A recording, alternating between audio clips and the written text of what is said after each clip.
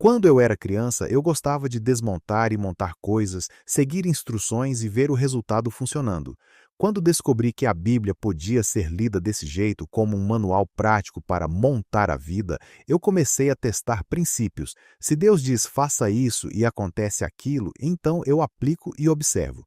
Na igreja, eu e outros adolescentes vivíamos isso com intensidade, memorizando versículos, evangelizando e buscando a Deus de forma real.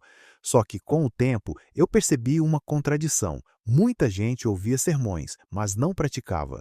Eu não julgava, mas ficava confuso, porque eu tinha testado e visto que funcionava. Aí eu entendi que muita doutrina é de segunda mão, repetida por tradição. Quando você estuda a Bíblia de verdade, especialmente memorizando e comparando escritura com escritura, você começa a enxergar camadas que não aparecem na superfície e percebe que certas crenças populares são mais igrejeirismo do que Bíblia. Isso ficou ainda mais evidente para mim quando entrei na faculdade bíblica e vi um ensino superficial desperdiçando o tempo onde havia conteúdo profundo para ser explorado. Eu lembro do meu primeiro dia na faculdade bíblica. Eu entrei numa aula de 1ª e 2ª Coríntios. O professor ficou fazendo piada por uns 45 minutos. Depois a gente leu um versículo e foi embora. E eu pensei, esse homem deve nunca ler a Bíblia. Tem coisa boa demais aqui para a gente desperdiçar tanto tempo. Ele deve não estudar a Bíblia. Eu não estava julgando, eu só estava observando. Mas eu tinha 19 anos, o que eu sabia? Provavelmente eu estava deixando passar alguma coisa. Eu digo isso porque eu servi na igreja como pastor auxiliar por uns 15 a 17 anos. Servi como evangelista por uns 6 ou 7 anos. Servi como pastor sênior por um ano. Também fui pastor de jovens, trabalhei em ministério de ônibus, enfim. E eu ouvi muitos sermões alertando sobre os perigos da riqueza. E a Bíblia realmente traz alertas sobre riqueza, não vamos nos confundir sobre isso. Ao longo de anos servindo na igreja, eu ouvi muitos alertas sobre os perigos da riqueza, e eles existem, mas quase nunca ouvi alertas sobre os perigos da pobreza, mesmo a Bíblia falando disso. O ponto não é escolher um lado, é entender contexto. Textos que parecem se contradizer, na verdade, tratam de situações diferentes. Um erro comum é tirar um versículo do contexto e construir doutrina em cima de um recorte. Por isso eu deixo claro os alertas bíblicos: não amar o dinheiro, não confiar no dinheiro e não cobiçar o dinheiro.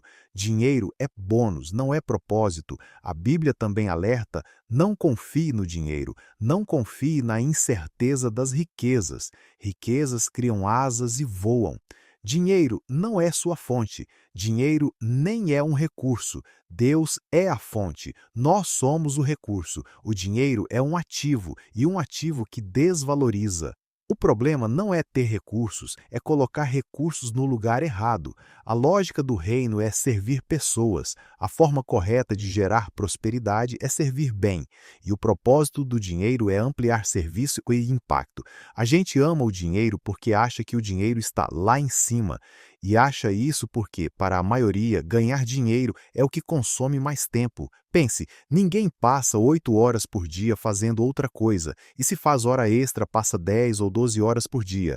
Então, o que aconteceria se a gente entendesse que a forma de ganhar dinheiro é servir pessoas e que o propósito do dinheiro é servir pessoas? Isso mudaria tudo.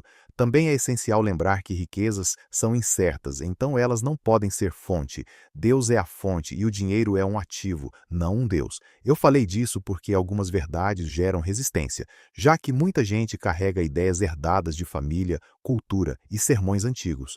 Só que Deus não depende de sensacionalismo, talento ou carisma humano. Ele opera pela palavra. E aí entra a minha virada pessoal.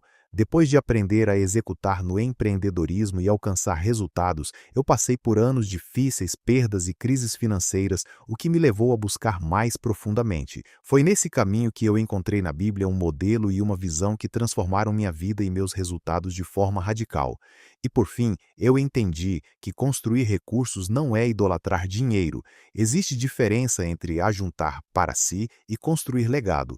A Bíblia também fala sobre herança, sobre não começar do zero, sobre responsabilidade geracional.